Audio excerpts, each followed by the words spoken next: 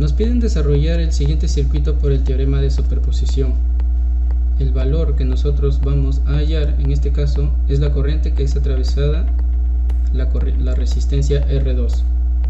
Nos piden analizar por el teorema de superposición. Eso quiere decir que debemos analizar cada circuito derivado por cada fuente que existe en el circuito original. Al final, los dos valores que obtengamos de cada circuito derivado se van a sumar o restar dependiendo del sentido de la corriente. Como en este caso observamos en el circuito original, como hay una fuente de voltaje y una fuente de corriente, va a existir dos circuitos derivados. El primer circuito derivado es el análisis del circuito original tan solo con la fuente de corriente, y el segundo circuito derivado es el análisis del circuito original solo con la fuente de voltaje. Cabe recalcar que para el análisis de circuitos eléctricos, una fuente de voltaje se cortocircuita y una fuente de corriente queda en circuito abierto.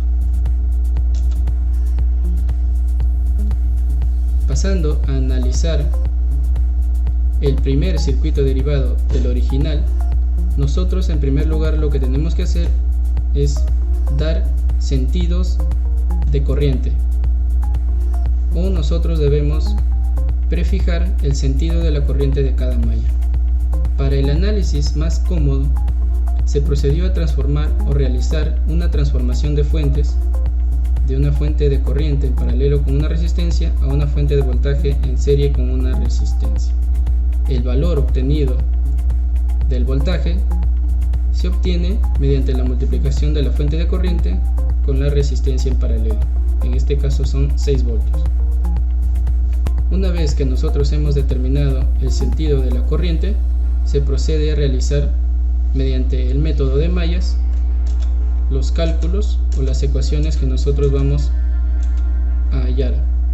Como en este caso existen 3 mallas, existirá por ende 3 ecuaciones en las cuales nosotros vamos a determinar las corrientes.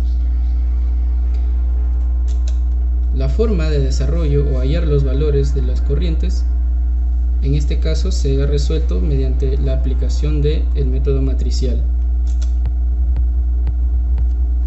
Para completar los valores en una matriz, se puede observar aquí nosotros, o en este caso se ha ordenado desde la corriente I1, I2 e I3 en orden para colocar los valores en la matriz.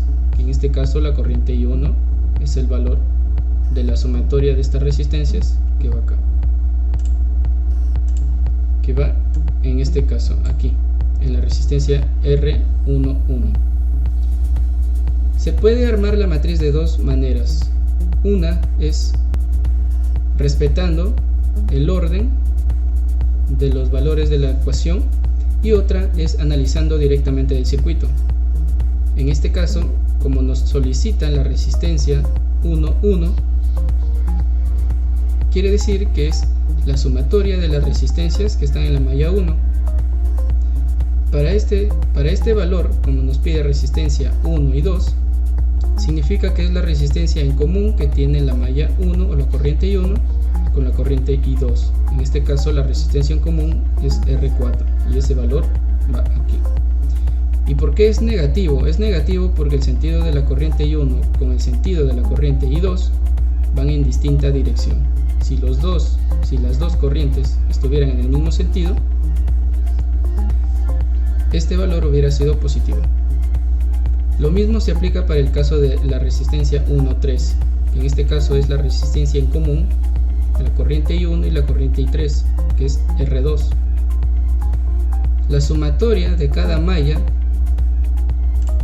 siempre va en la forma diagonal, como se puede observar aquí. La resistencia R11, la resistencia R22 y la resistencia R33. El valor de esas resistencias es la sumatoria neta de la malla por la cual recorre la corriente a analizar.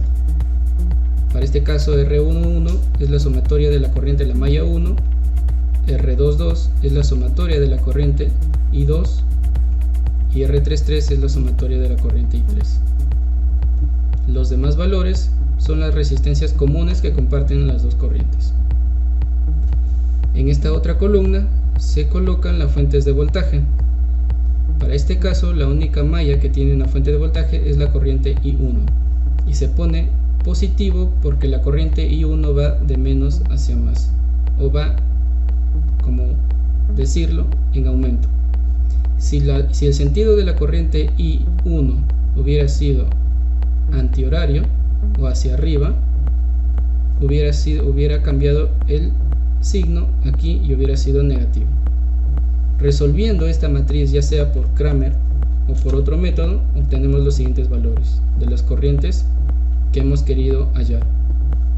Para la obtención de la corriente R que pasa a través de R2, nos damos cuenta que R2 es atravesado por la corriente I1 e I3, y como van en distinta dirección, se procede pues a la resta. La corriente I1 es la que predomina porque es la de mayor módulo o la de mayor valor. En este caso solamente se aplica la resta y obtenemos que la corriente en este circuito derivado es hacia arriba y es de 0,33. Es hacia arriba porque la corriente I1 es mayor y va hacia arriba. Este es nuestro primer valor, el cual se sumará o se restará al segundo valor obtenido en la segunda malla de la fuente de voltaje sola.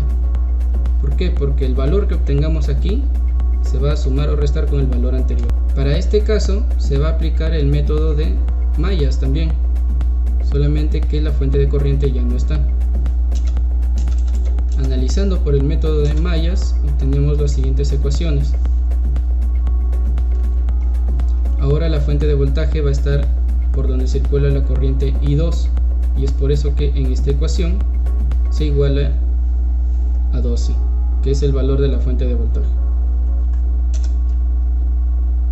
Armando la matriz con los valores obtenidos en cada ecuación, obtenemos los valores de 0,76, 1.66 y 0,81.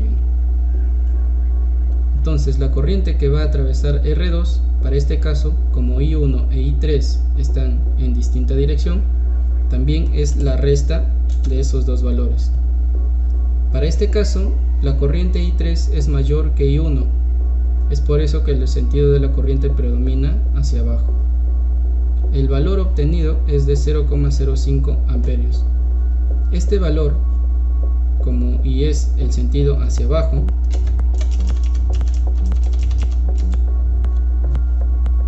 se va a restar con el valor obtenido del circuito derivado anterior, que es este, que tiene el sentido hacia arriba. Entonces, por el teorema de superposición, al restar esos dos valores, obtenemos la corriente del circuito original o del circuito que nos piden o nos solicitan inicialmente. Observamos que la corriente, analizado por el teorema de superposición, nos indica que la corriente o el sentido de la corriente es hacia arriba, pero la pregunta o lo que nos piden es la corriente hacia abajo. Entonces simplemente cambia el signo del valor obtenido.